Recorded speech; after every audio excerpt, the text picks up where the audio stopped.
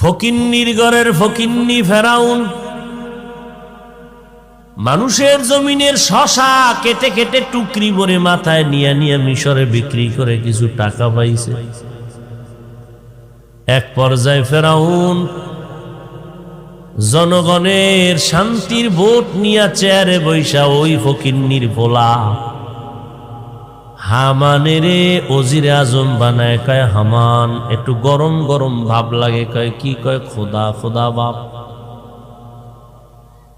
কি করবা, কয় দাবি করব, কয় করো, বলে আনা রব্বুকুমুল আ'লা। দাবি করলে আবার ছোট খোদা দাবি করে, কে বড় নাই করি, আমি শুধু খোদা না, সব থেকে বড় খোদা। সেই ফেরাউনের লোহিত সাগরের পানিতে চুবাইয়া শেষ। কত বড় চালাক, কত বড় বাহাদুর, কত বড় পণ্ডিত ওই নমরুদ, ওই কারুন, ওই ফেরাউন। যেই নমরুদ দা ক্ষমতার চেয়ার পাইয়া গরম হইয়া কয় আল্লাহ রে মেরে ফেলবো, ঝামেলা শেষ।